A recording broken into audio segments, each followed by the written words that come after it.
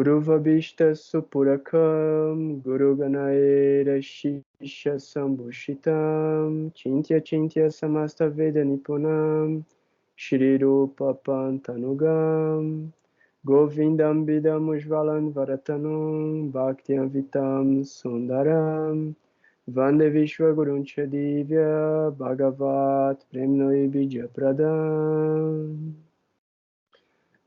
Vanchakalpatarubhyascha Kirpasindubhya evacha Patitanam Pavanebhyo Vaishnavebhyo Namo Namaha. Om Agyanatimirandasya Gyanagyanam Shalakaya Shashurum Militamena Tasmai Shri Gurave Namaha. Jai Gurudev, Jai Gurudev, Jai Gurudev, Jai Gurudev. Saudações a todo mundo. A gente está aqui mais uma semana, mais um encontro juntos para falar sobre a astrologia védica, né? Sobre Jyotish, sobre a filosofia védica, sobre as escrituras. Esse é o nosso grupo de astrologia singular. Eu sou o Gora Nataraj e a gente está convidando todo mundo a se inscrever no canal, dar um like e compartilhar o nosso conteúdo com os seus amiguinhos. Então, essa é a parte jabá do nosso encontro. E hoje a gente vai continuar com a leitura do Graha Sutras do Ernest Wilhelm. A gente está fazendo justamente agora a parte, né, já do segundo capítulo, que vai trazendo os nomes e os significados dos nomes dos planetas. A gente fez a parte do Sol, agora a gente vai fazer a parte da Lua e na medida que for desenvolvendo o texto, a gente pode ir para os outros planetas da sequência ainda hoje. É importante também lembrar que todo mundo que está assistindo o vídeo está de parabéns, porque vocês sobreviveram ao eclipse. Então, como eu falei também semana passada, foi um eclipse bastante complicado, conturbado realmente.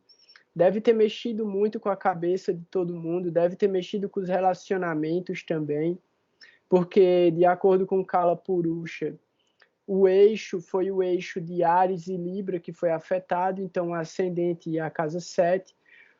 Eu espero realmente que vocês não tenham fechado negócios, que vocês não tenham assinado contratos e que vocês não tenham se comprometido em situações que possam se tornar complicadas, porque vai dar muito trabalho para desfazer o que foi feito durante esse período entre eclipses, né?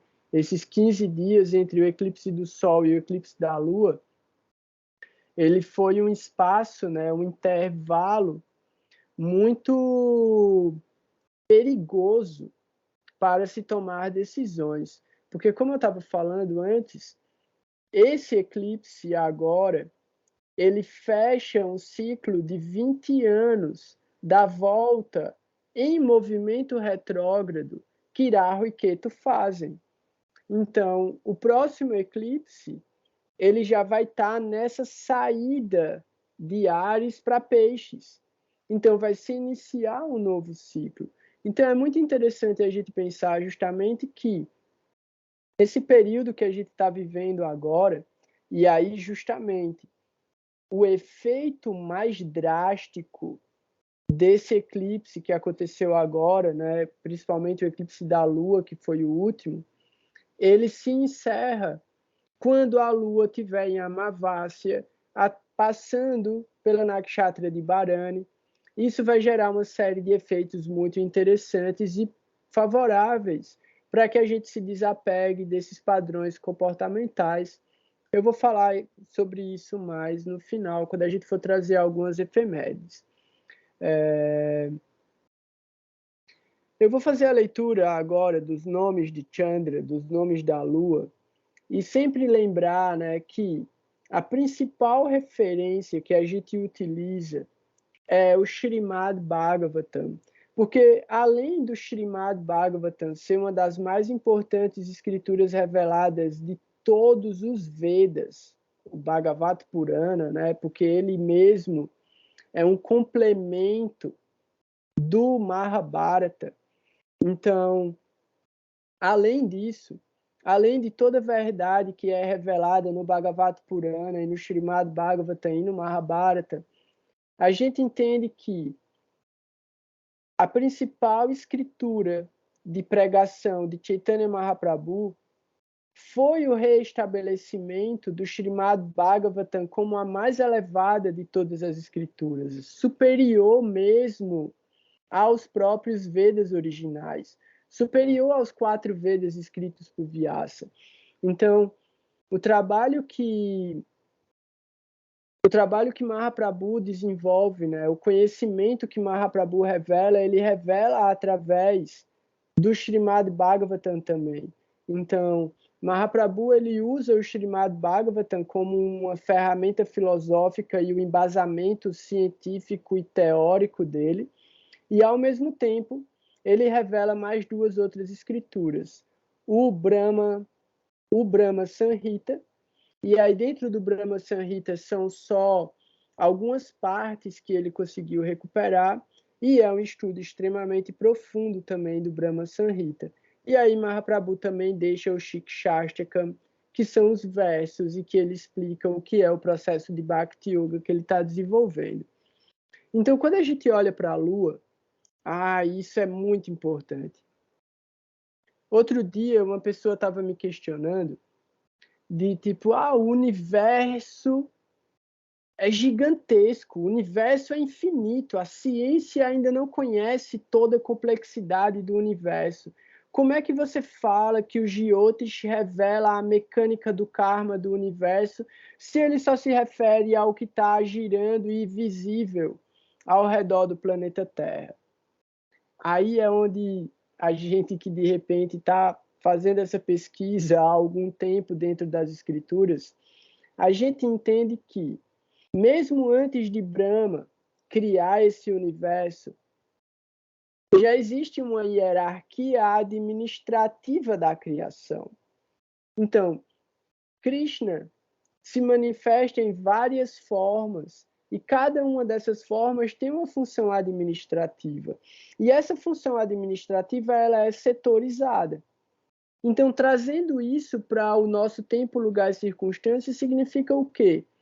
Que dentro da região do universo, onde o planeta Terra está inserido, existe uma série de divindades que nos circunambulam, né? Que nos protegem e que nos isolam das influências mais externas ainda.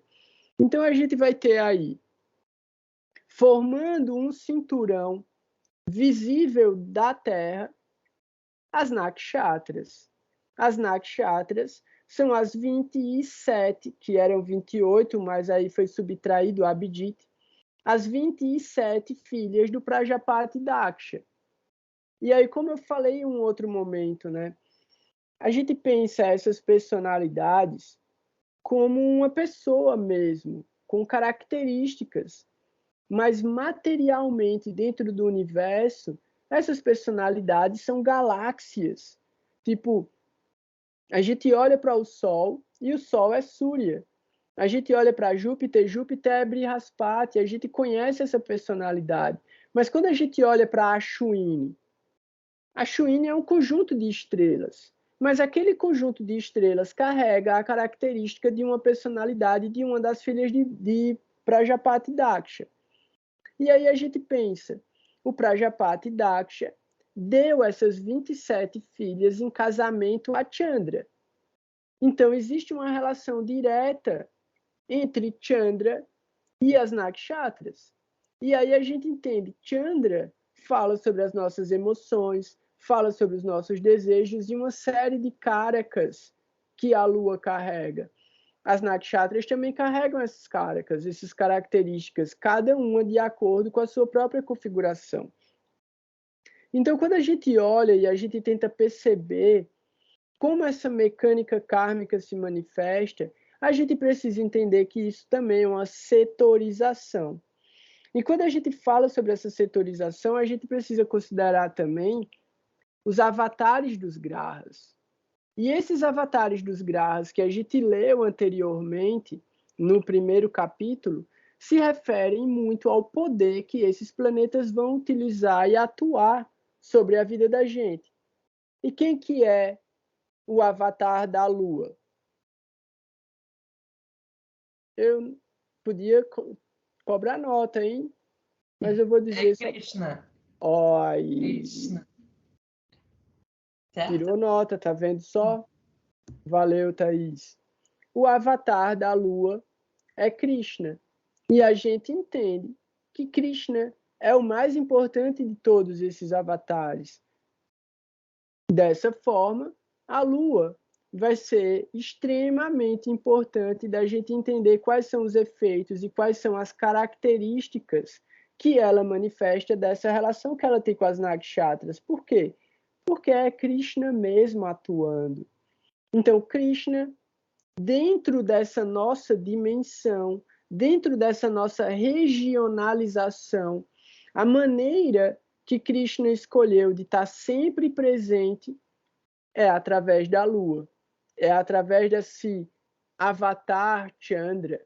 Então, os nomes da Lua. E aí aqui, mais uma vez, né, a gente está fazendo a leitura do Graha Sutras do Ernest Wilhelm. Eu faço algumas observações ao texto dele só como um ajuste dentro da nossa concepção filosófica personalista de entendimento Vaishnava do que é os jyotis. Então, a gente não é simplesmente vipras, né? A gente não está numa categoria de simplesmente buscar o conforto material através do conhecimento transcendental. A gente quer usar o conhecimento transcendental para o desenvolvimento da nossa alma. Isso é um Vaishnava, isso não é um Vipra. Então, os Vipras são os astrólogos materialistas. Prabhupada explica isso também no Srimad Bhagavatam, em um dos comentários no primeiro canto. Então, eu já falei sobre isso também no outro momento. Então, a interpretação que a gente faz, a leitura que a gente faz, é sempre voltada para o nosso desenvolvimento espiritual. Os nomes da Lua. O nome mais comum da Lua é Chandra, que significa brilhante. Nomes semelhantes como Chandrama, Chandrika, Chandraka também se referem à Lua como a esfera brilhante do céu.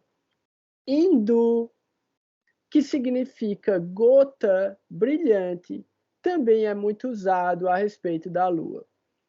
O relacionamento da Lua com as estrelas é uma característica muito importante na filosofia védica e, portanto, a Lua é conhecida como Udupati ou Udunata, o Senhor das Estrelas, assim como Nakshatranata. Esse Nata, ele é diferente do Nat, porque existe o Nata, que é N-A-T-H-A, e o Nat. Nata é senhor ou controlador. Iraj é mestre. É uma categoria inferior. Então, quando fala aqui Udunata ou Nakshatranata, está falando... Oi? Udushatranata. Ah, beleza. Udunata e Nakshatranata. Então, isso significa também o controlador do poder das estrelas. Como? É através de Chandra que acontece a canalização da força das nakshatras. Então, a nakshatra em si, ela está lá e ela carrega a energia dela. Mas essa energia só é canalizada para a gente através do trânsito da Lua sobre aquela nakshatra e a forma como o posicionamento da Lua no mapa da gente recebe essa configuração. Então, é muito interessante a gente pensar o seguinte também. Isso vai fazer parte do curso. Lá no feriado, no retiro, eu vou explicar isso de novo. Mas o que é que acontece? Existe o emissor e o receptor. Então, é como se existisse uma antena que manda a mensagem e uma antena que recebe essa mensagem. A antena que manda essa mensagem é a efeméride. É a Lua transitando no céu, é Marte transitando no céu, é o Sol, é Júpiter. Os planetas transitando no céu, eles são o emissor. E o que é que ele está emitindo? Ele pega a energia da nakshatra, atravessa por ele essa energia. Então, existe já diretamente a relação do planeta com a nakshatra, e aí a forma como essas energias se combinam. Da energia combinada do planeta e da nakshatra durante o trânsito, ele manda o sinal. Esse sinal vai ser transmitido para todas as pessoas. Mas, qualquer planeta, né? A gente está falando sobre a Lua. No caso, a Lua no mapa natal da gente, vai receber a energia da Lua no trânsito, vai decodificar essa energia de acordo com a configuração dela e transforma essa energia em pensamento, sentimento, desejo ou ação. Então, todos os planetas fazem isso. Então, quando a gente olha, né, aqui está falando Udunata ou Nakshatranata. Por quê? Porque a Lua, ela tem um relacionamento pessoal direto com todas as nakshatras. Por quê? Porque são as esposas de Chandra. Marte não é casado com nakshatra nenhuma. Mangal, né? Kartikeya, ele não é casado com nakshatra. Nem Brihaspati, nem Shurukacharya, nem Surya. O único que é casado com as nakshatras é Chandra. Então, Chandra tem o poder de canalizar essa energia de uma maneira específica. Por isso, ele é o controlador das nakshatras, Nakshatranata. Aí aqui continua. Assim como Nakshatranata, o senhor das nakshatras, para quem a lua é o marido. Então, a lua é o marido das nakshatras. Em contraste com o sol, a luz da lua é fria. E, portanto, a lua é conhecida como Shitago, Shitamshu, Shitaramshi e Himamshu, todos significando raios frios, porque os raios quentes são os raios do sol. E como Shitadyuti, o brilho frio. A lua é a visão óbvia, a lua é a visão óbvia à noite, e, portanto, a lua é conhecido como Rajanipati Iratrisha, o senhor da noite, além de Iratrimani, a joia da noite, e Nishakara, o criador da noite. A lua é conhecida como Vidu, que significa solitário, o que é irônico, tendo em vista que o fato de que a lua compartilha os céus com as suas 27 esposas, as nakshatras. Embora tendo muitas esposas, a lua ainda vagueia pelo céu, procurando extinguir sua doença do amor, e mesmo tendo tido um caso com a esposa de Júpiter, sua solidão permanece inabalável. Então aqui tem dois fatos interessantes, né? O primeiro fato é, Chandra está casado com as 27 nakshatras, mas a primeira coisa que ele arruma é uma treta com elas, porque ele gosta mais de uma do que das outras. As outras ficam com ciúme, levam esse questionamento, né, essa reclamação para o pai, o Prajapati Daksha. O Prajapati Daksha joga uma maldição em Chandra, e Chandra está quase para morrer. Então aqui é isso que fala, né? Procurando extinguir sua doença do amor. Qual é a doença do amor dele? A doença que, por causa de Shiva, ele se salva, de que ele vai perder o brilho dele e depois ele ganha o brilho de novo. Então a viagem da lua pelo céu é para evitar a morte, é para evitar desaparecer. Então ela perde o brilho, mas ela volta a ter brilho, ela perde o brilho e ela volta a ter brilho. Tudo isso por quê? Por causa do amor que ela tinha por Rohini. Ele tinha por Rohini, né? O amor de Chandra por Rohini é o que causa esse problema inteiro. Mas aí, como o próprio Ernest Wilhelm fala, Chandra tem um pequeno probleminha de autocontrole em relação aos sentimentos e acaba se envolvendo emocionalmente com a esposa de Júpiter, com a esposa de Brihaspati, Tara. E desse enlace extramatrimonial nasce Budi, Mercúrio. Então a gente já vê aí que os planetas eles estão meio enrolados e olha que eles são amigos, hein? É tudo Deva, não tem Asura aí, os demônios, né? Então, Brihaspati, que é Júpiter, é o mestre dos deuses, então Brihaspati é o mestre de Chandra. Olha o nível da ofensa. Chandra trai o mestre. Tipo, ele se apaixona pela esposa do mestre, se disfarça do mestre e vai lá ter relação com a esposa do mestre espiritual. Se Tara tem culpa ou ela não tem culpa, a gente não vai entrar nesse mérito. Mas Chandra é meio enrolado com isso, né? Então, eu não entendi a tua pergunta não, Alexandre. Se quiser ligar o microfone, só entrou um pedaço aqui. Então, assim, Chandra, porque Chandra é a mente, Chandra é o desejo, Chandra são essas emoções e esses sentimentos que a gente carrega, ele é meio descontrolado. Então, assim, uma hora ele quer uma coisa, outra hora ele quer outra hora ele quer todo mundo.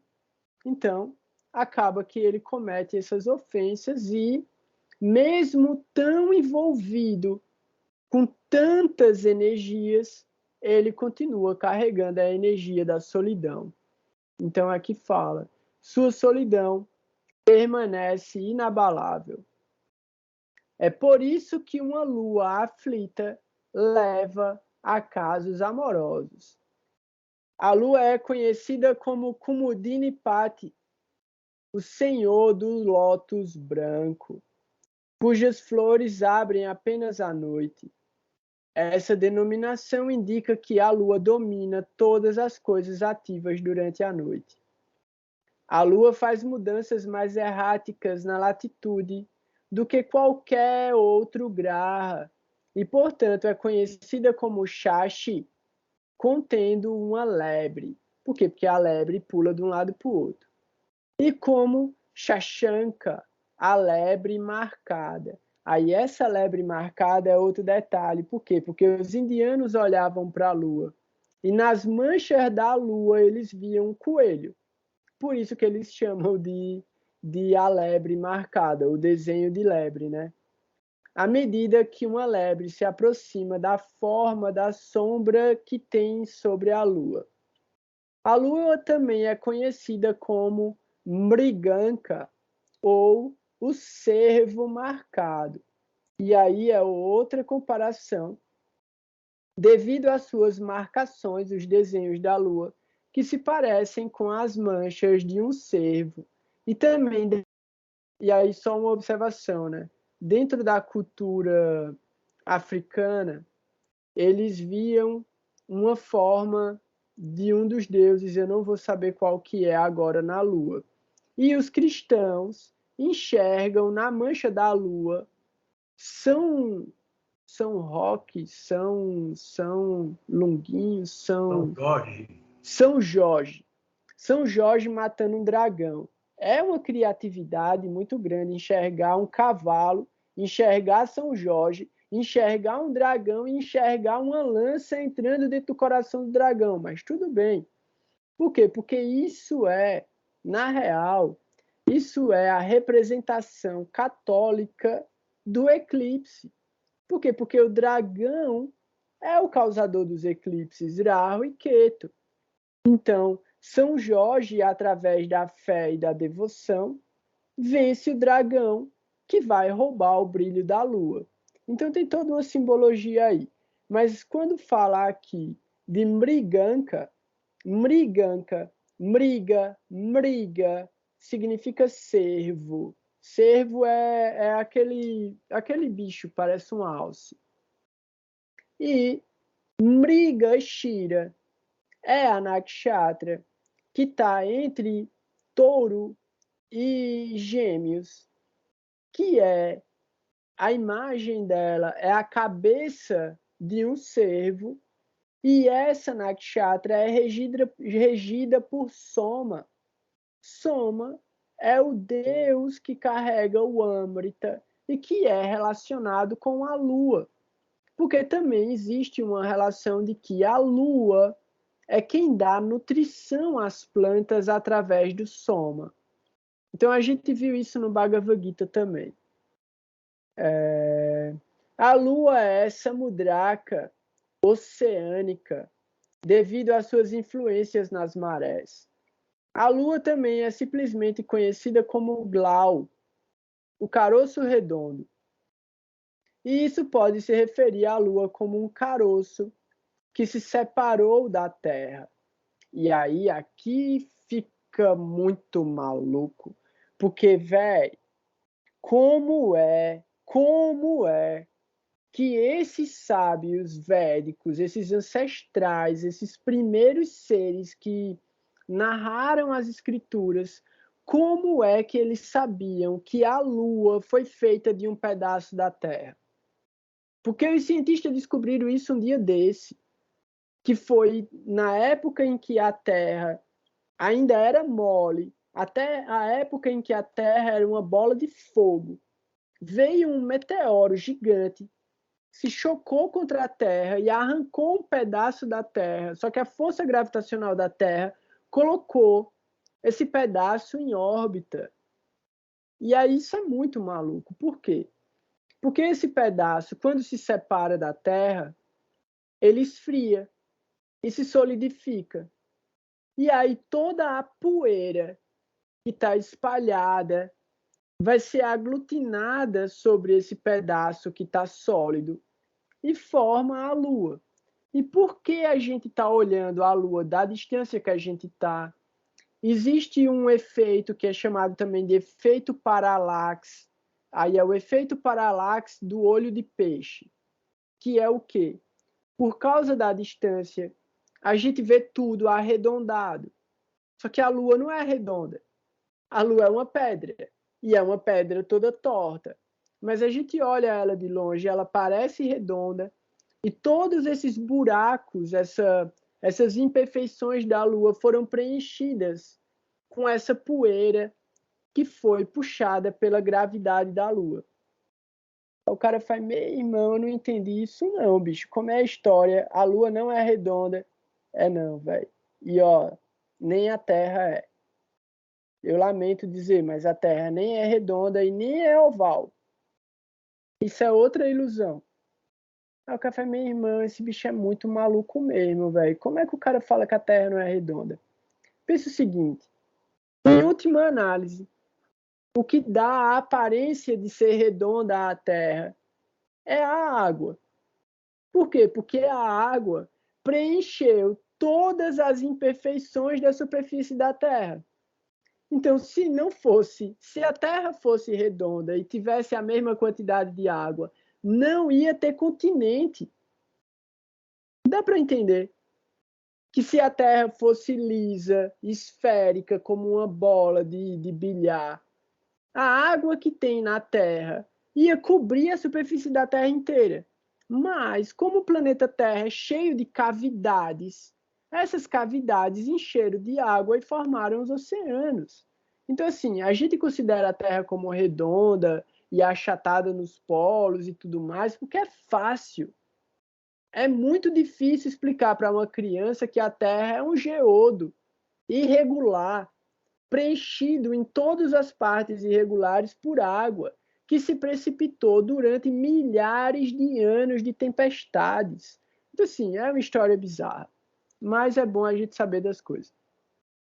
Nem sei se é bom saber das coisas também, né? Às vezes eu fico pensando, felizes são os ignorantes. Mas a minha mente é agitada demais para ser ignorante. Eu não consigo ser ignorante. Eu só sou ignorante e ignorante mesmo, bruto. Mas não sou burro. É diferente. Tem a ignorância baseada na burrice e tem a ignorância baseada na brutalidade. Eu sou baseado na brutalidade. Então, é estilo aquele personagem tolerância zero, tá ligado? Da escolinha lá, tolerância zero. Continuando. Pronto, justamente aqui já vai falar sobre Mriga. Um último nome muito comum e muito importante da Lua é Soma. E aí ele traduz Soma como suco, que se refere particularmente ao suco da seiva nas plantas. Pô, era só eu ter lido. E, portanto, torna a Lua o senhor das plantas e da vegetação. O suco também é o sangue dos animais, o néctar da imortalidade, do qual a Lua é o receptáculo, e todos os fluidos que dão vida e nutrem. Então, aqui também já explica o ciclo menstrual, porque a Lua também fala sobre a maternidade, Vênus fala sobre a fertilidade, a capacidade de reproduzir ou não, mas é a Lua que fala sobre o ciclo reprodutivo. E aí, como eu falei, né, o lance da seiva das plantas. E tudo o que nutre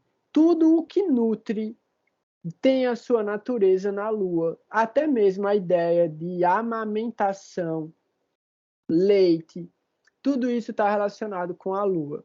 E aí as plantas que possuem seiva branca são regidas pela Lua.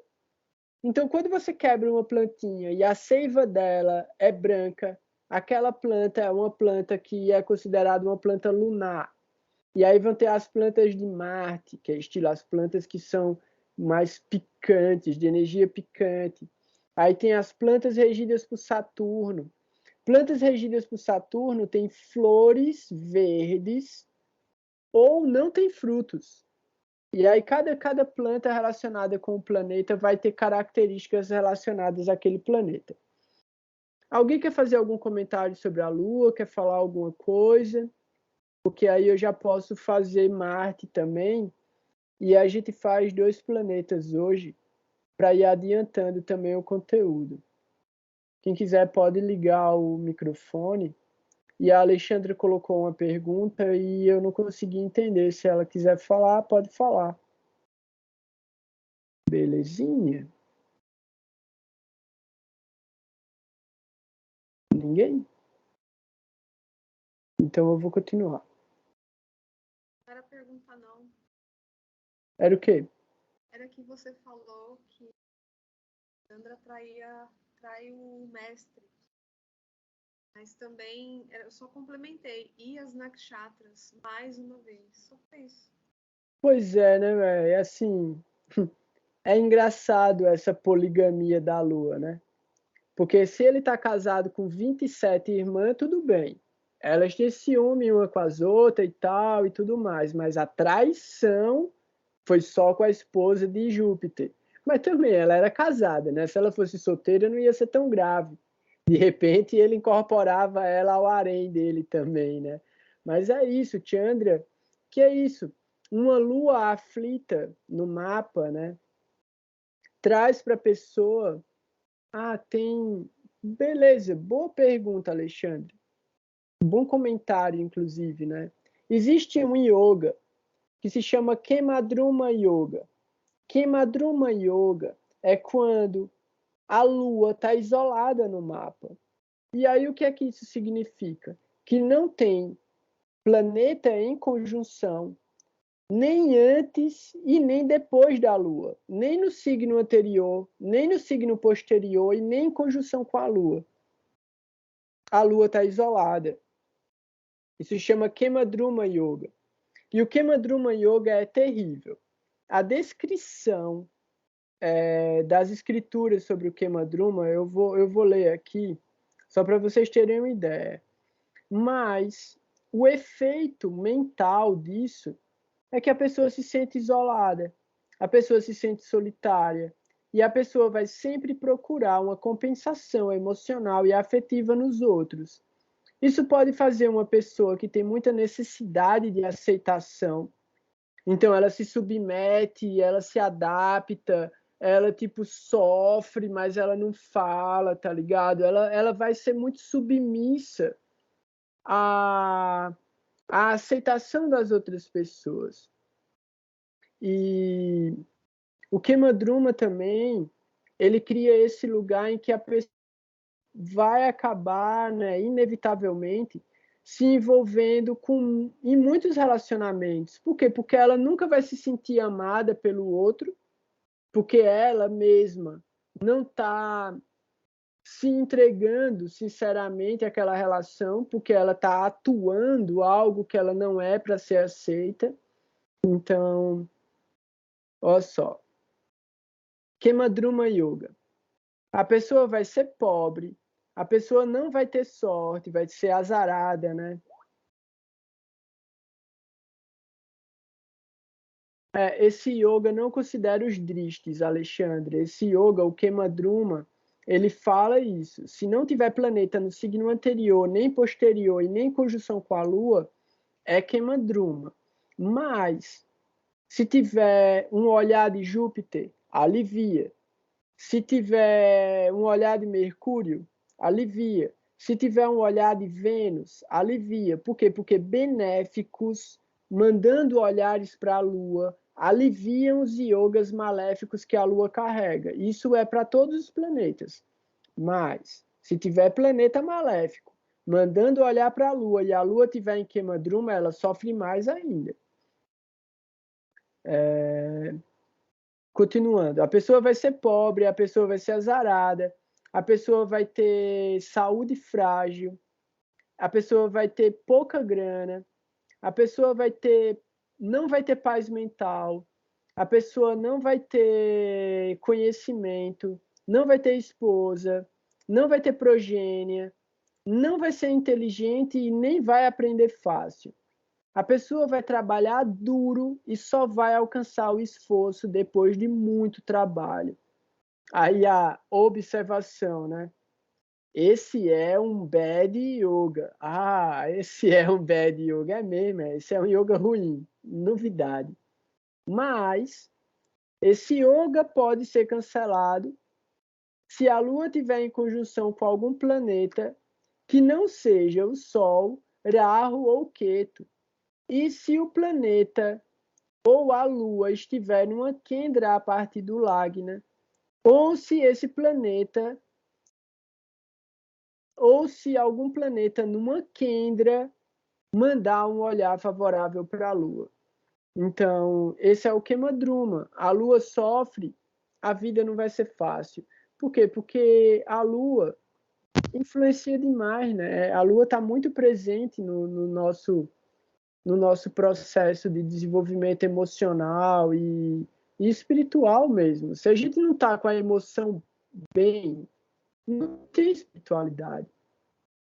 Tu ia falar, Alexandre? Fala. Eu queria te perguntar, você falou se tiver conjunção, cancela ou é menos pior. Mas aí não teria que ser, para existir esse yoga, a Lua não tem que estar sozinha na casa? O que eu entendi foi Exatamente. isso. Então, exatamente. Se tiver alguma conjunção, anula. Certo. Só que, assim, eles... Uma coisa, Fala. eu acho que eu tenho esse yoga aí. Porque a Lua está na 2 e ela recebe aquele outro yoga lá, que eu esqueço o nome sempre, se é Parivartana. Caso que Saturno está na 8 em Câncer. Ó, o teu... Eu queria saber isso, se isso também faz tua Lua é Kemadruma, porque não tem planeta nem no ascendente, nem na casa 3, e tua Lua está na casa 2, em Capricórnio. A tua Lua recebe o Shakti Drishti, o olhar direto de Saturno e de Marte, através da casa 8. Mas como você mesma falou, tem o Parivartana, de Saturno e da Lua. E esse Parivartana, ele alivia bastante o efeito. Só que o que realmente salva a tua Lua é o Gaja Keshari. Por quê? Porque tu tem Júpiter na 4ª casa a partir da Lua. Então, tu tem Júpiter numa Kendra a partir da Lua. E aí esse olhar de Kendra que Júpiter manda para cima da Lua anula o queimadruma do teu mapa. Mas você ainda vai ter bastante dificuldade de se sentir confortável na presença das pessoas, de tipo, você sempre, de alguma maneira, vai se sentir isolada, como se você não conseguisse se conectar mesmo nos ambientes e com as pessoas aleatoriamente.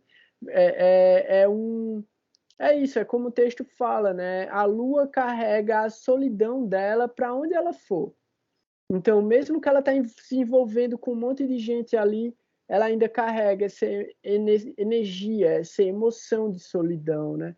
Que é natural que todo mundo sinta um pouco. Todo mundo se sente emocionalmente isolado de alguma maneira e por causa disso, a gente busca nas amizades e nos relacionamentos a compensação. E dependendo da dignidade da lua da gente, essa compensação vai ser boa ou ruim. É isso que acontece, assim, naturalmente, é assim que é. Só que aí a gente tendo consciência, a gente erra menos. Por quê? Porque a gente diminui a expectativa que a gente tem daquilo que o outro tem para oferecer para a gente. Então a gente não espera que o outro compense a nossa solidão. A gente fica confortável com a nossa solidão, entendendo que está tudo bem, Deus está dentro do meu coração. Então eu nunca estou sozinho. Então quando eu estiver na companhia das outras pessoas, que seja complementar, que eu possa dar associação e receber associação, né? Não simplesmente querer suprir o meu vazio existencial. Alexandre escreveu aqui.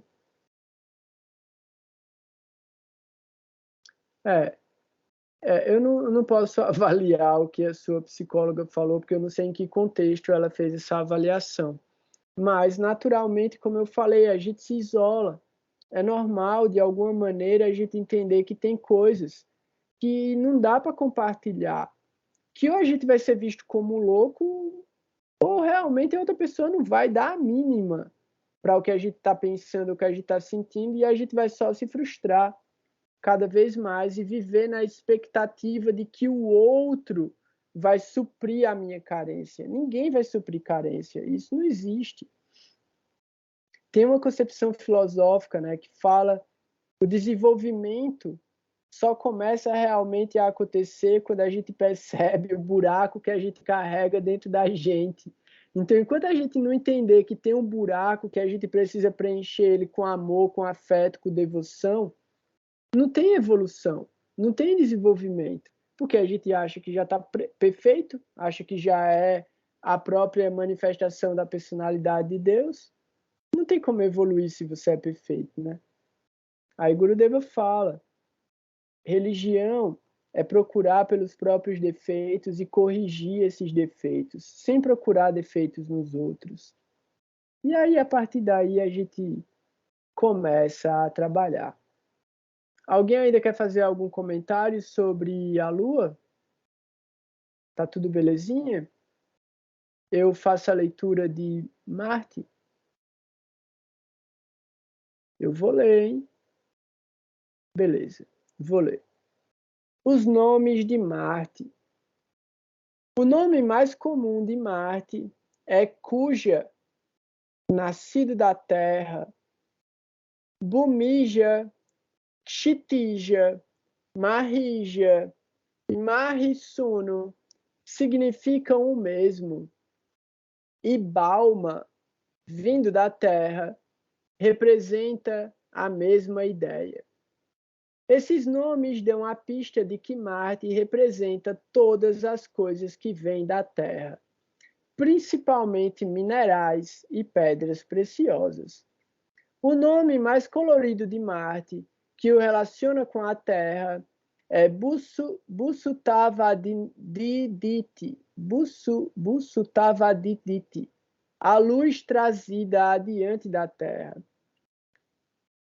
Busutavadiditi, a luz trazida adiante da Terra.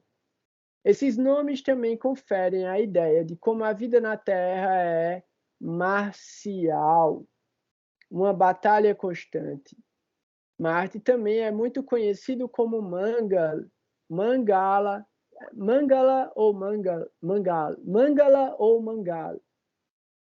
Boa noite, Renata. Até mais. Qualquer coisa me escreve. Mangal ou Mangala, que significa sortudo e auspicioso, pois Marte representa as coisas auspiciosas da Terra que uma pessoa pode ter sorte de encontrar. É sabido que a maioria dos grandes depósitos de ouro, minerais valiosos e diamantes foram encontrados por algum indivíduo sortudo. Mais do que isso, Marte dá a sorte de sobreviver na Terra. Quando olhamos para a cadeia alimentar, vemos que é apenas uma questão de sorte que alguns ratos e insetos vivam enquanto a maioria se torna alimento dos outros. Embora o homem não faça parte da cadeia alimentar, isso é um conceito do Ernest Wilhelm. Embora o homem não faça parte da cadeia alimentar, como ele não faz parte? Porque não tem ninguém que come ele. Não tem agora, porque já matou os dinossauros, já matou os bichos grandes, tudo. Então não tem ninguém mais que caça humano para comer. A não ser os micróbios, vírus, vermes, parasita. Mas, isso aqui eu não entendi porque ele falou. Mas vamos lá. Embora o homem não faça parte da cadeia alimentar, ele sempre fez parte da destruição, dos incêndios, tempestades e terremotos na natureza, que deixam a casa de um homem destruída, enquanto a do vizinho fica em pé. Então, isso aqui está falando sobre as misérias, a Ade Báltica, Ade Dávicas e Ade alguma coisa.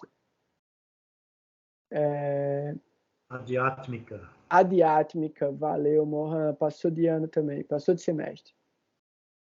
Ade Báltica, Adiátmica e Ade é o quê? Ade Dáivica. Ade Dáivica, valeu.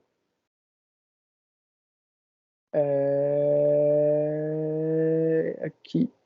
Na verdade, é uma sorte ter um Marte auspicioso, com o qual superar as muitas dificuldades encontradas no mundo. Marte gosta dos desafios da Terra e, portanto, é conhecido como Kshitnandana, a alegria na Terra. Embora tenha muitas faces auspiciosas, Marte também é considerado o mais cruel dos grahas,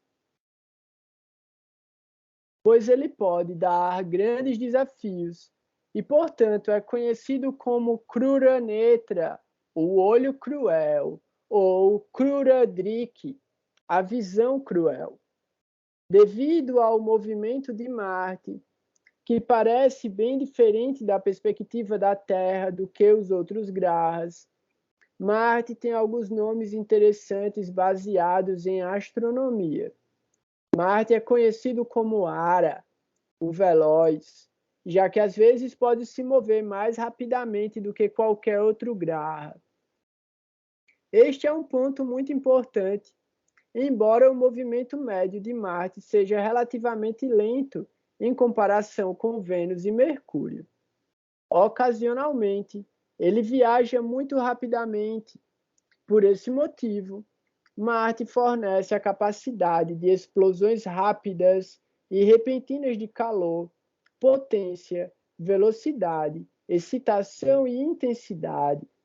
Ele também é vacra, torto, devido a ter mais movimentos erráticos do que os outros grahas. Da mesma forma, ele é conhecido como Chara, movendo-se e mudando. Visivelmente, Marte é vermelho e, portanto, conhecido como Rakta, Rudira e Lohitaka, todos significando vermelho, assim como Lohitanga e Rakitanga, com membros vermelhos, provavelmente devido à sua cor vermelha, Marte é conhecido como Gaganolmukha ou Kolmukha, a marca de fogo no céu e no espaço. Respectivamente, ele também é conhecido como Angaraka, o carvão.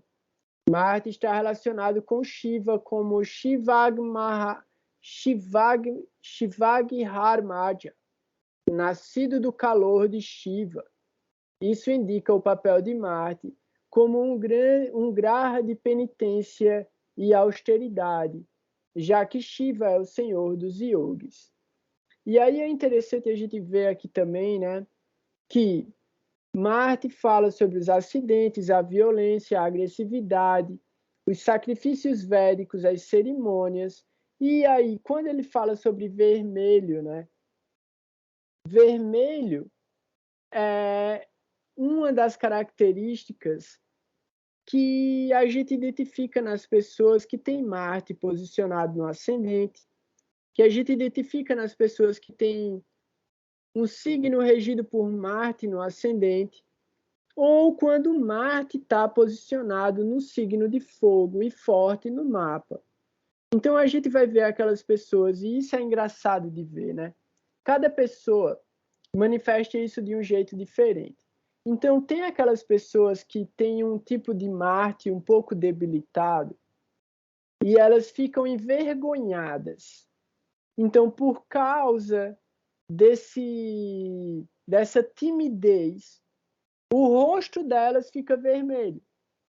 Então, isso pode indicar um olhar de Marte fraco para o ascendente, Marte fraco no ascendente, ou um ascendente que pode ser Escorpião, porque Escorpião é muito internalizado, e Marte mal posicionado no mapa.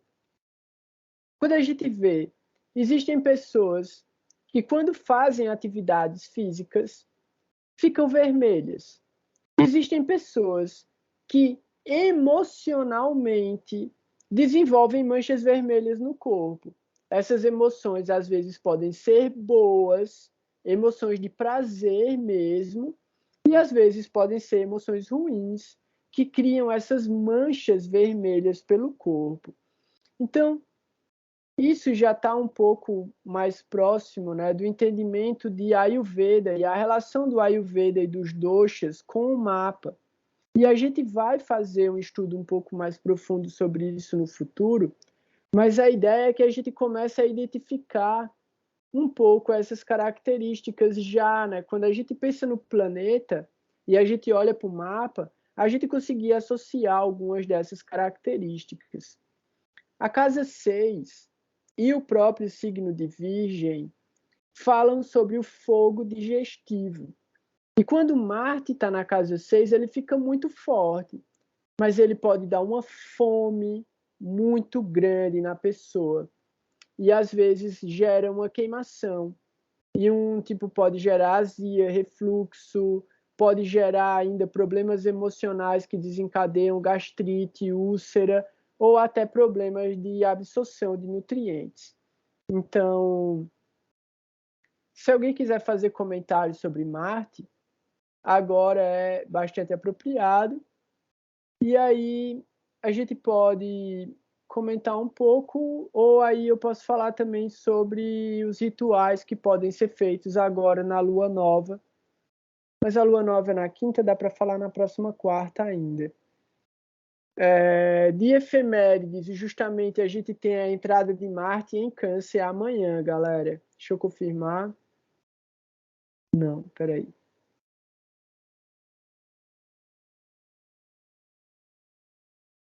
Já entrou. Entrou hoje. Entrou agora. Marte está com 23 minutos dentro de Câncer agora. É debilidade para ele. Ele não está Nitya. Nitya Bangaraja Yoga. Deixa eu confirmar se ele está Nitya ou não.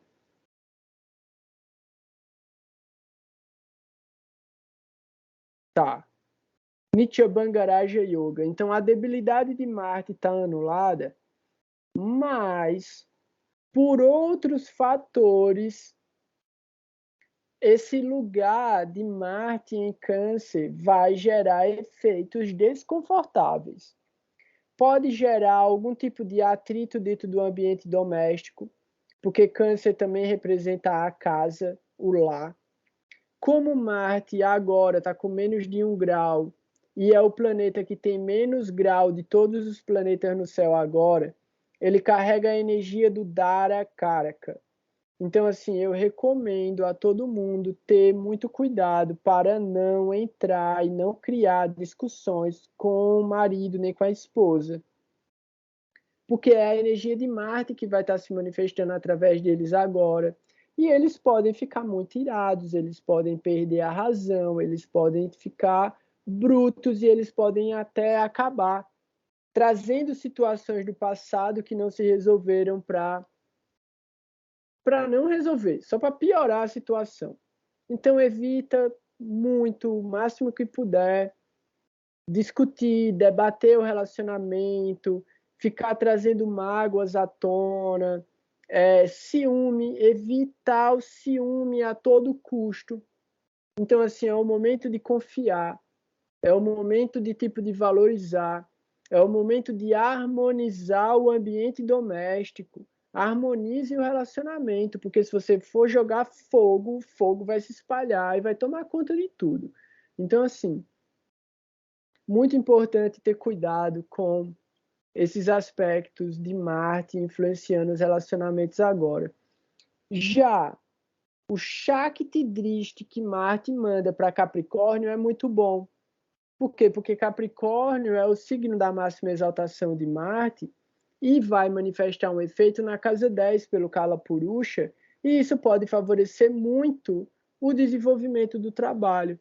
Então, é melhor pegar a energia de Marte e mandar para uma ação correta. Essa ação correta pode ser fazer uma austeridade, pode ser fazer uma cerimônia de fogo, acender um fogo, fazer uma fogueira, acender uma vela, iluminar o ambiente doméstico, né? Com essa energia de sacrifício, mas é um sacrifício para o benefício de todas as pessoas. Então, é bem favorável mesmo. Alguém quer comentar sobre Marte? Quer fazer algum comentário? Tem um garoto aqui em casa que tem Áries na casa 6 e é ascendente em Escorpião. Certo, mas Marte está onde? Marte está na 8. Em Gêmeos? É. Então, isso não é ruim. Por quê? Porque gera um Vimala Yoga, que é o regente de uma casa maléfica ocupando uma outra casa maléfica. Como Marte rege a casa 6 e está ocupando a casa 8, ele beneficia a casa 6, ele beneficia a casa 8 e ele beneficia o ascendente, porque ele é o regente do ascendente. Ele vai fazer essa pessoa guardar a energia. Pode deixar a pessoa até meio preguiçosa. Por quê? Porque a energia dela está internalizada. Ela pode se tornar secretiva também e ela vai vencer os inimigos. Nenhum inimigo vai conseguir vencer essa pessoa, mas ela vai acabar criando bastante inimigos, porque ela vai ter uma personalidade magnética. O ascendente em Escorpião torna ela muito emotiva, muito apaixonada, muito secretiva e que pode eventualmente ter envolvimentos amorosos complicados também. Então tem que avaliar aí qual é o Dara Karaka, porque o regente da 7 é Vênus, e aí tem que ver onde Vênus está posicionado e ver qual é o Dara Karaka para ver a relação entre esses dois planetas. Mas não é ruim. Mercúrio, Marte, regendo a casa 6 e ocupando a casa 8, gera um Viparita Raja Yoga que transforma os efeitos dele em efeitos positivos. tem Júpiter no Lagna. Perfeito. E Vênus na 11. Eu acho que também é positivo. Sim. Vênus Não, peraí. Vênus na na 11 ou Vênus na 12? Vênus na 11? Vênus na 11 com a Lua em Virgem. Virgem, Então, tem que ver qual é a nakshatra aí. Mas tu pode fazer nessas anotações e aí vendo como é que cada planeta desse está manifestando os efeitos. Aí tu vai entender como pode dar bom e como pode dar ruim. Porque Vênus em Virgem, velho, putz, gera uma pessoa meio cri-cri, sabe? Meio exigente demais, meio magoável, sabe? Mas é bom, é bom, é bom. É bom porque a pessoa também vai ter uma apreciação pela beleza muito grande, muito mesmo. E sofisticação, saca? Tipo, vai saber muito bem o que é bom. Mas tem que ver qual é a nakshatra também. A de Vênus é o Tarafaguni. E a da Lua é Rasta. Tá bom. Tá bom, muito bom. Principalmente para a Lua. Para Vênus é bom também. Para Vênus é bom, porque pega os primeiros padas de Virgem, né? Tá no comecinho de Virgem lá. Tá bom. Vai ser uma pessoa que vai ser muito interessada por crescer materialmente na vida e por diversão e prazer. Se ela for bem orientada para não se degradar durante o processo, porque ela vai ter muitos benefícios causados pelas mulheres, porque é Vênus e a Lua, dois planetas de energia feminina na casa dos desejos. E aí é isso. A Lua rege Rasta. Rasta fala sobre o poder de conseguir qualquer coisa que ele bote a mão. Então, qualquer coisa que ele bote a mão, ele consegue, tá ligado? Se ele desejar qualquer coisa que ele possa agarrar, ele consegue. E é as mulheres que vão dar isso para ele. Então, se você ensinar ele a ter uma relação positiva, favorável, honesta, sincera, amorosa com as mulheres, ele vai ter muito bom resultado disso. Vai ser muito bom. Belezinha? Alguém tem ainda... Eu tinha uma dúvida em Fala. relação porque diz que ele é Bauman, que é de todas as coisas materiais do mundo, como minerais e afins. Eu achava que tinha a ver com Rahu, não. O quê? As coisas materiais, tudo que vem na Terra, até por conta de Varaha, né, que ele salvou a Terra e casou com Bhumi, a deusa Bhumi, ou Lakshmi. Isso. Não sei. Então, beleza. Tem um detalhe aí que é o seguinte. Varaha é vermelho. Já traz uma referência para Marte também. A outra coisa é a seguinte. Rahu quer se apropriar das coisas materiais. Aqui está dizendo que Marte é o controlador do que vem da Terra. Rahu quer pegar isso para ele. Rahu é um grande inimigo de Marte.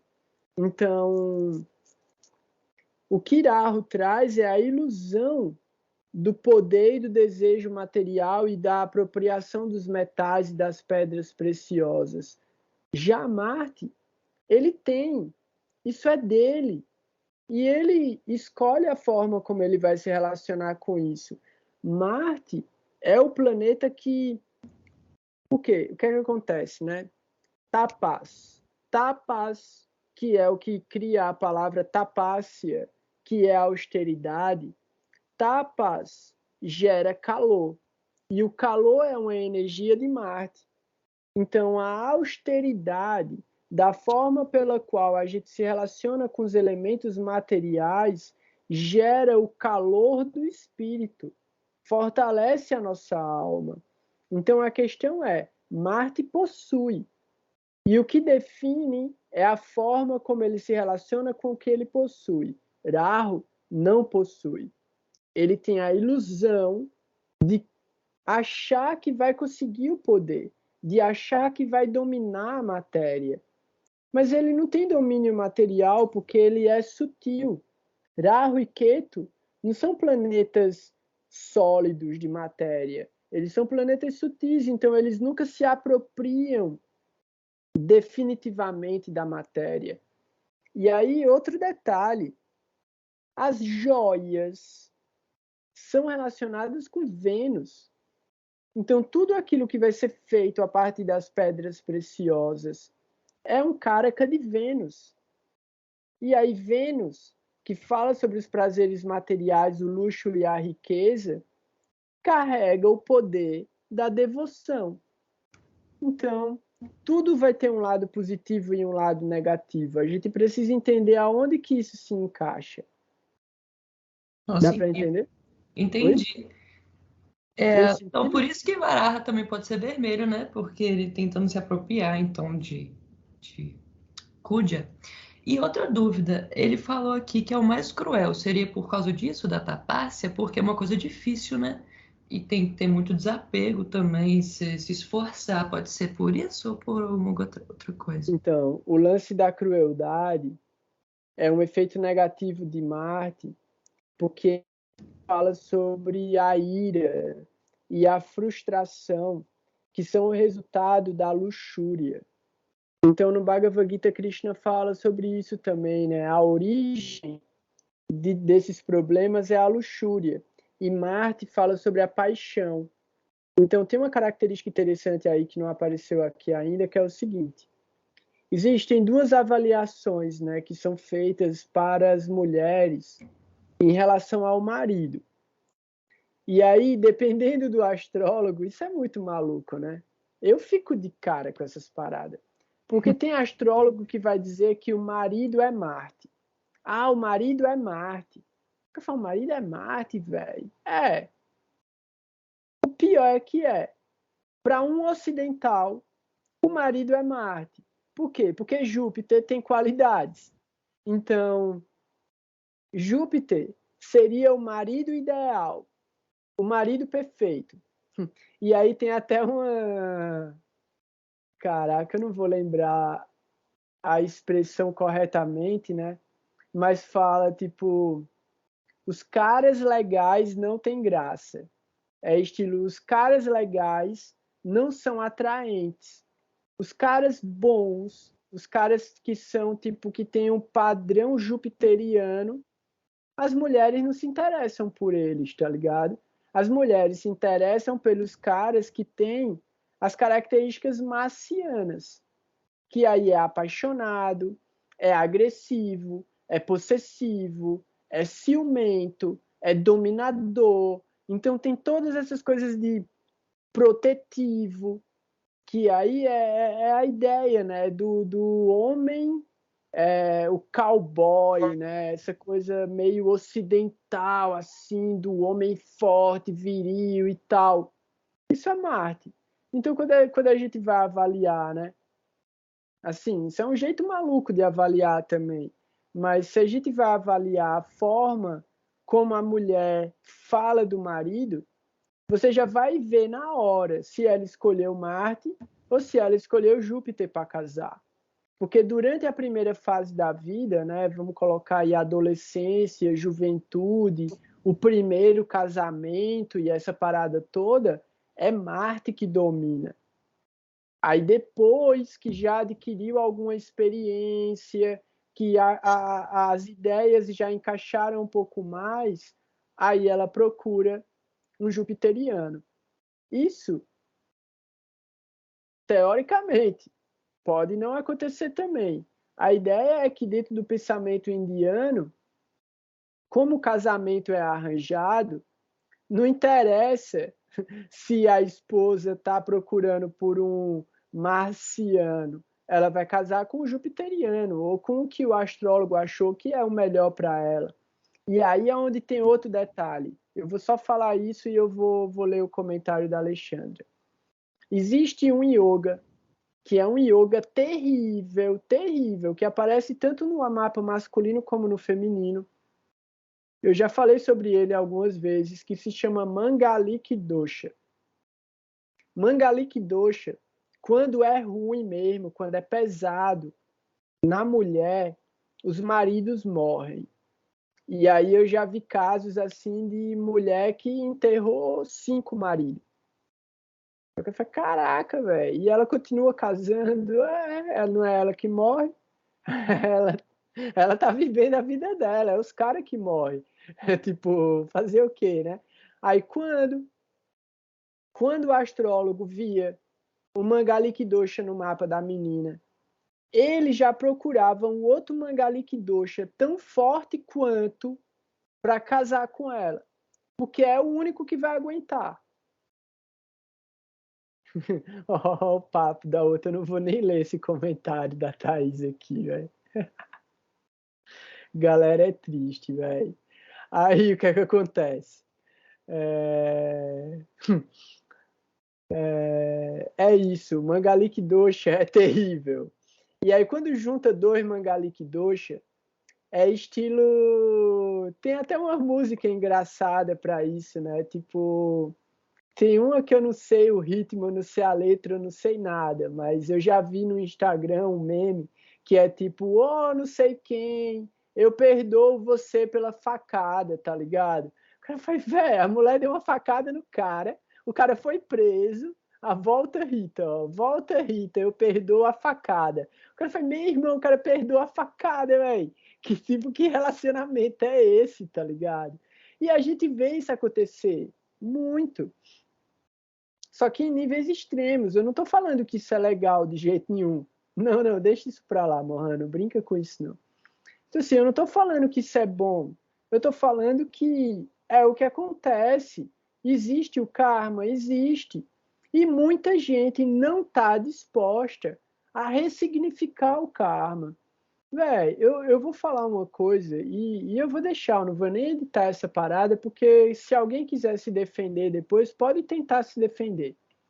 Dentro da psicologia e dentro da psicanálise, principalmente dentro da psicanálise freudiana lá original, os caras falam que a vida plena e real da pessoa é viver o que ela carrega, viver o trauma. Então, se a pessoa gosta de violência, ela só vai se realizar e ser feliz se ela viver a violência. E não interessa você chegar para a pessoa e dizer que aquilo não é bom para ela. Ela vai dizer, não, mas eu gosto muito. Aí eu falei, meu irmão, velho, quem lembra dessa? Outra personagem da escolinha do professor Raimundo, tá ligado? Eu gosto muito. Eu falei, meu irmão, você vai morrer, velho. Não, mas eu amo ele. O cara falou, mas caraca, é Mangalik Dosha. Isso é um Mangalik Dosha, entendeu? A ideia é como eu estava falando antes.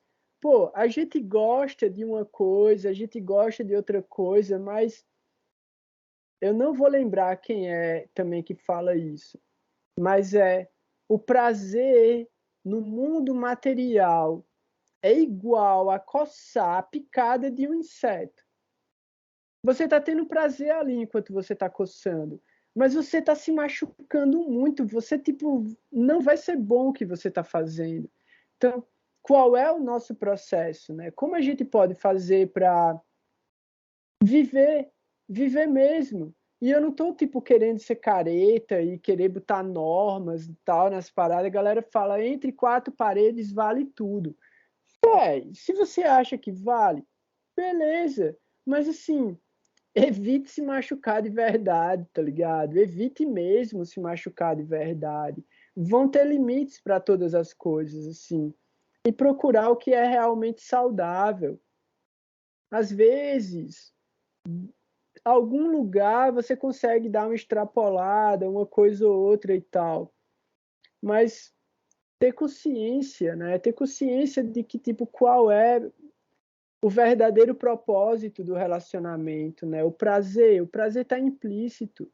Sem prazer não tem relacionamento, não tem, nem amizade, nem amizade. E Freud, Nietzsche falava é impossível, ó a afirmação de Nietzsche, é impossível haver amizade onde houver antipatia física.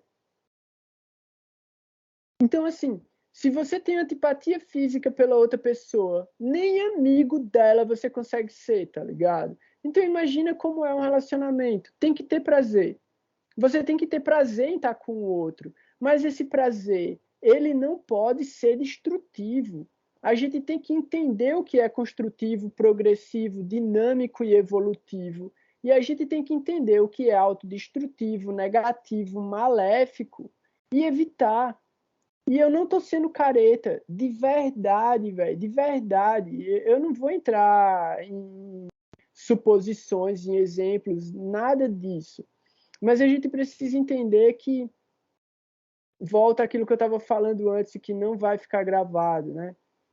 Mas a gente tem que remover essa falsa moralidade que está impregnada na gente por gerações de cristianismo e entender que o processo de evolução da alma da gente envolve a experiência em tudo que a gente acha que é necessário. E a experiência vai dizer o que é favorável e o que é desfavorável. Eu não estou dizendo para a gente renegar as experiências, não. Estou dizendo, velho, use o discernimento para entender o que é favorável e o que é desfavorável. E aí você vai entender o que você aguenta e o que você precisa rejeitar. Ó, pronto, aqui a experiência prática aqui já, ó. Casou a primeira vez com o marciano e casou a segunda com o jupiteriano. Aí a gente pode pegar num próximo encontro e a Alexandra mesmo vai descrever quais são as qualidades de um marciano e quais são as qualidades de um jupiteriano e por que ela achou mais favorável fazer essa passagem ontológica de Marte para Júpiter. E aí agora fica a questão, e aí, Thaís, você vai querer fazer mais algum comentário agora? Não, fiquei sem graça agora. Ó, o teu mapa é de BH? Sim. 19 de janeiro de 2002? Exato. Não é Mangalik Dosha o teu mapa, hein? Não, mas Mangala e Chandra estão regendo Casas Arta, então tenho certeza que tem a ver com programação material mesmo, né? Esses dois grahas para mim. Sim. Ainda tá com uma casa de Arta. É meio uma tríade ali, concentrada. Sim.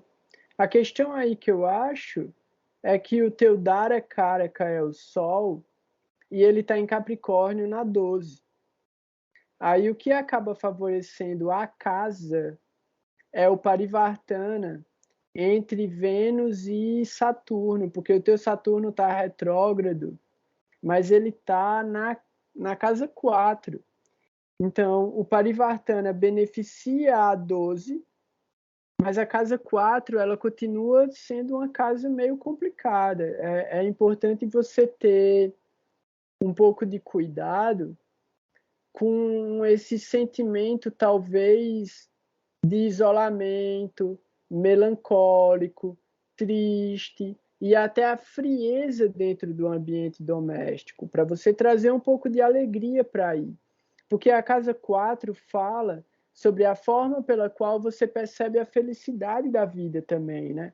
Então, tentar não carregar tanto essa energia. E tá em Rohini, né? Tá em Rohini. Então, não carregar tanto essa energia de...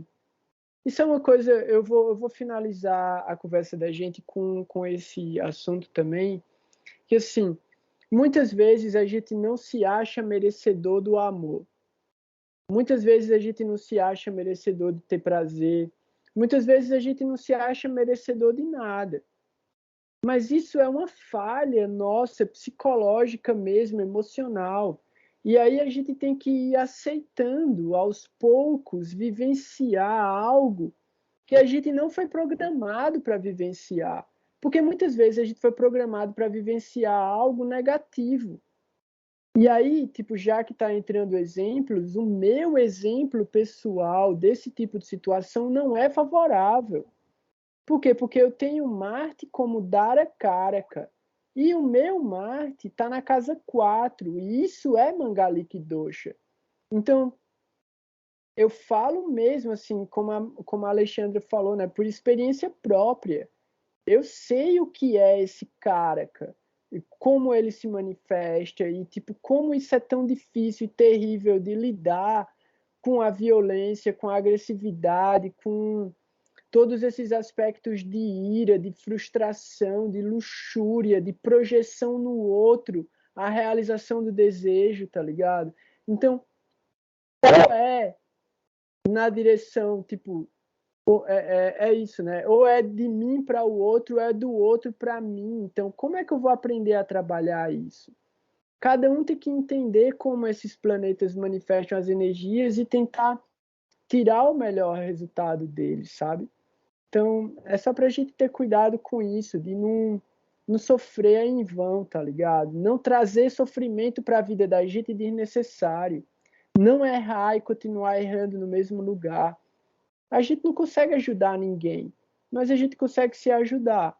Então, talvez, das experiências que eu vivi, hoje, como a Alexandra falou, né? A Alexandra aprendeu a mudar pela experiência dela. Talvez as pessoas que já passaram pela minha vida não aprenderam comigo, aprenderam com a própria vida, mas lembram do que elas já viveram também. Então, como é que a gente pode aprender com as memórias que a gente tem para não ter que continuar sofrendo, né? É mais ou menos por aí. Aí o Lucas, ele fez o comentário aqui sobre o lance do eclipse, né? Que justamente todo esse assunto que eu estou falando ainda, né, sobre relacionamento, sobre a forma como a gente escolhe viver, faz parte da hereditariedade, dos marcadores emocionais que a gente carrega. Então, é muito importante mesmo que a gente consiga olhar com profundidade para não repetir os erros dos nossos pais, dos nossos avós, dos nossos bisavós, porque é o mais fácil. Já está acontecendo. Já está acontecendo. A gente já está fazendo isso. Então, na medida em que a gente para, a gente observa, a gente desconstrói e a gente ressignifica, a gente libera esse karma dos ancestrais. E esse é o objetivo dessa transição desse eclipse e do Amavasya que vai acontecer na quinta-feira da semana que vem, para a gente poder libertar os nossos ancestrais e libertar nós mesmos da influência maléfica do karma ancestral. Então, eu já vi tanto sofrimento, velho. Eu já vi tanto sofrimento ao meu redor, já vi tanto sofrimento na minha família, eu vi tanto sofrimento no relacionamento familiar da minha mãe, do meu pai, dos meus tios, dos meus primos. Eu penso, por que eu vou viver isso, velho? Não, eu não vou viver isso, eu vou viver outra coisa. E não interessa o que a galera vai falar de mim. Eu não estou interessado. Tipo, mas você, tipo, não tem associação com a família. Você, velho, eu amo a minha família, mas não é pelo amor que eu tenho por eles que eu vou repetir os erros que eles repetem. Tipo, não tem lógica isso, tá ligado? A galera tá pulando do penhasco, vamos pular? Véi, por que eu vou pular? Por que eu vou pular? Eu vou tentar evitar que eles pulem. Agora, eu pular porque todo mundo tá pulando, eu não vou fazer isso. Não tem lógica. Gurudeva disse, não pule não, velho. Então eu não vou pular. Agora, se Gurudeva dissesse, meu irmão, pule, que a galera vai lhe pegar no ar e vai lhe levar pro céu, oxe, eu vou na hora. E eu vou com o olho aberto, porque eu quero ver quem é que vai me segurar, tá ligado? Não vou nem fechar o olho. Isso é confiança, tá ligado? E aí... Eu sou muito louco, velho. Comecei a estudar tarô agora. Bateu na minha cabeça, eu vou estudar tarô agora. Aí fui ler os comentários do Alexandre Jodorowsky sobre o tarô de Marcella. E aí eu fui ver sobre a jornada do louco. O louco tá para se jogar de um abismo, velho. Quando eu entendi isso, tudo se explicou. O louco, ele tá carregando uma varetinha com uma trouxinha de roupa pendurada. É o karma dele. O louco tá carregando o karma dele nas costas. O louco carrega um chapéuzinho que tem uma antena de uma pena na ponta, que é a conexão que ele tem com o plano transcendental. E ele carrega uma flor na mão, que é a inocência. Então, assim, a gente é o louco na jornada da vida. E o que é que a gente carrega? O nosso karma nas costas, a inocência numa mão, o desejo de conexão transcendental através da nossa cabeça, né, o chapéu. E aí tem um cachorro, e aí o cachorro eu achei ridículo, porque assim, o cara anda com o cachorro porque o cachorro representa a intuição dele. Qual a intuição que um cachorro tem, velho? Um gato tem intuição, um cachorro não tem intuição nenhuma. Um cachorro reage. Um cachorro vê uma folha balançando, ele late, ele não quer saber o que é que tem lá, ele não intuiu que tem um bicho perigoso ali. Então a ideia é, essa intuição que é um cachorro é a ilusão, é a mente que acaba jogando a gente em problemas. Por quê? Porque esse cachorro que desvia a gente do caminho da gente e que coloca a gente para cuidar dele na real, é a nossa mente doente e infantil, que fica buscando prazeres repetitivos dentro dos marcadores que não são favoráveis do que a gente viveu na infância. Véi, eu queria que todo mundo tivesse tido uma infância linda, mas eu acredito que não foi assim. Então a gente não pode culpar o que a gente viveu, os pais e os parentes da gente, pelo que a gente viveu. E a gente não pode achar que isso é uma desculpa para cometer os mesmos erros. Então, só para a gente entender, né, que da associação que a gente tem e da misericórdia dos mestres espirituais com a gente possa usar isso para evoluir, nem para culpar ninguém e nem para ter uma desculpa por cometer erros. Então, assim, tudo o que a gente puder viver para desenvolver experiência e evoluir, a gente deve viver, deve experienciar e deve evoluir. Mas na hora que a gente perceber que aquilo não é favorável, rejeitar. Rejeita. Não, isso aqui não dá. Eu senti, eu provei, eu não gostei, eu não quero, não presta. Não interessa se isso aparece para mim todo dia. Eu não quero. E vai chegar uma hora que eu nem vou ver mais. Já vai ser tão automático a rejeição daquilo que é desfavorável que não vai manifestar mais dentro do meu espectro de percepção. Por quê? Porque eu mudei a escala. Eu estou vendo outra partitura tocando. Então, o ruído fica mais baixo. Nunca vai acabar. Sempre vai ter ruído dentro da cabeça. Sempre vai ter barulho dentro da cabeça. Sempre vai ter agitação e perturbação. Mas se eu ouvir e eu sintonizar a frequência mais elevada e me guiar por ela, o ruído não vai me atrapalhar. Eu não vou me perder por causa do ruído. É difícil, mas a gente está vivendo para isso, a gente está praticando isso e a gente tem até o último dia de vida da gente para tentar. Tentar é a única alternativa que a gente tem. Se a gente não tentar, quer dizer que a gente desistiu. E assim, eu não quero que ninguém aqui desista. Eu quero que todo mundo vá e vá com força até o final. Então, é pela misericórdia dos mestres espirituais que a gente tem algum conhecimento para compartilhar. E todos os méritos e todas as glórias devem ser oferecidas para eles constantemente. É eles que favorecem e abrem e mantêm o caminho iluminado pelo qual a gente pode voltar para casa. Então é isso. Eu agradeço de todo o coração a vocês pela oportunidade de poder trazer essas informações e de poder vivenciar esse conhecimento, transmitindo e ouvindo de vocês os questionamentos e todo esse processo dialético de evoluir. Cada questão a gente dá um passo a mais, a gente evolui mais. Então, de coração mesmo, eu sou muito grato a vocês por essa oportunidade de fazer serviço.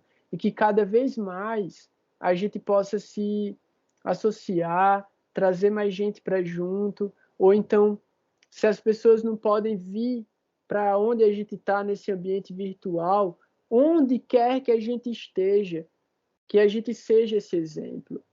E de forma alguma, do fundo do meu coração, eu vou fazer julgamento sobre ninguém, eu vou cercear a liberdade de ninguém, ou eu quero, sei lá, desviar a percepção de prazer de ninguém. Cada um tem a sua própria forma de entender e de se aceitar e de vivenciar a si mesmo. E a gente segue junto assim, porque é a unidade na diversidade. Então, o Gurudeva, ele aceitava todo mundo, sem distinção. Assim como o sol ilumina a todos, sem fazer distinção.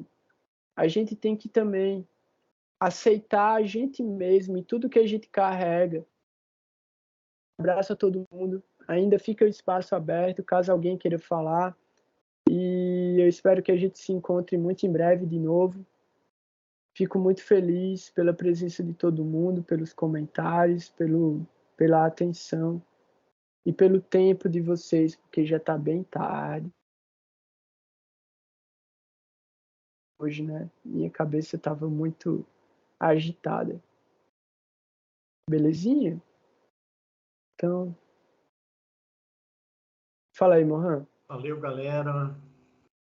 Valeu. Palavras muito boas, assim, que eu acho que serviu para mim, serviu para o Lucas. Ele já estava dizendo, a carapuça entrou aqui e não sai mais e tal, né?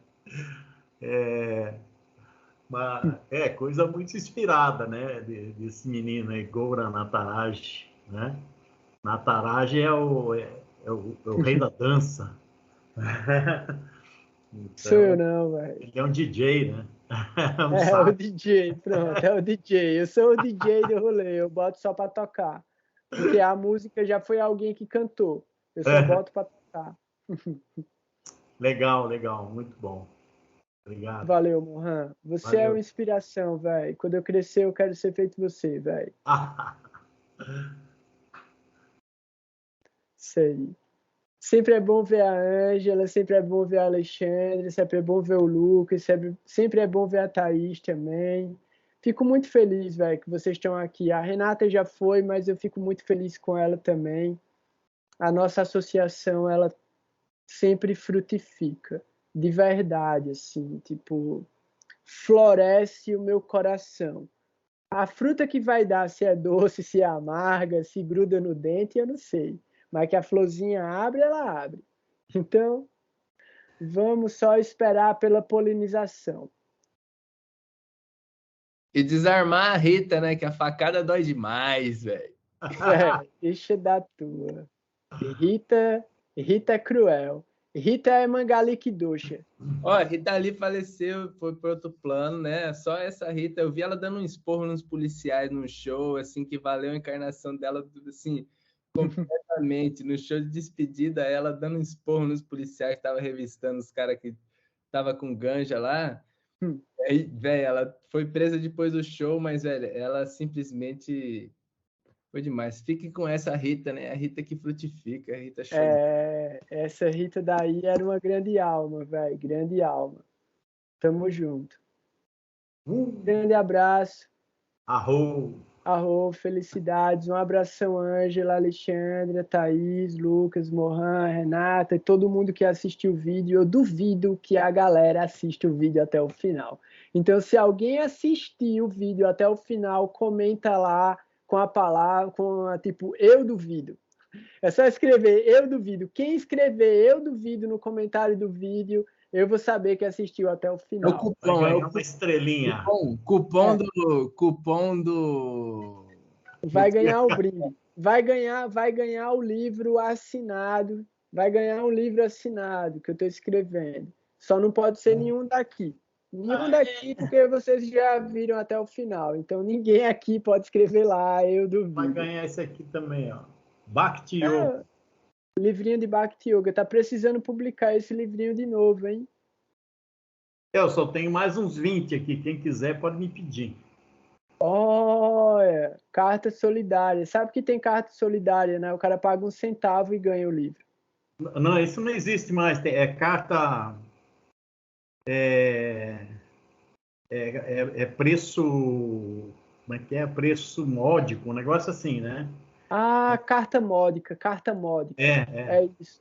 Mas é 10 centavos, velho, essa carta. Não, agora já tá... Nem existe mais esse negócio aí, não. Bom, pelo menos aqui onde eu tô, eu tentei enviar um desse aqui, aquela biografia de Prabhupada, que é um pouquinho mais grosso, para mandar para aquele cara lá de Niterói. Ele custou R$15, mesmo preço reduzido, né? Então, mas esse aqui é mais baratinho. Se eu mandar só ele aqui, quem quiser pode me mandar um endereço que eu mando. Boa, ok? Massa. Fechou. Massa. Olha aí, ó. E a Alexandre já pediu, hein? Ó, Thaís também. Doação de livro beneficia Júpiter imensamente, principalmente se for livros espirituais, ó. Vai ajudar. Fechou. Então é isso, galera. Um abração para vocês todos. Fiquem bem, fiquem em paz. Quer falar alguma coisa, Thaís? Então, falou. Boa noite. Qualquer coisa, me mandem mensagens e a gente troca ideia por esses dias aí. Semana que vem tem mais novidades, hein? Abração. Sweet dreams. Vantia Kalpa tá... Gente, boa noite para todo mundo. Oi? Boa noite, desculpa, caiu aqui. Vantia Kalpa Tarubhya Kirpa Sindhu Vyaiva Cha Patitanam Pavanebhyo Vaishnavebhyo Namo Namaha. Om Agyanati Mirandasya Gyanam Shalakaya Shashurum Militam Yena Tasmai Shri Gurave Namaha. Jai Gurudev, Jai Gurudev, Jai Gurudev. Abração. Ki Jai. Haribo.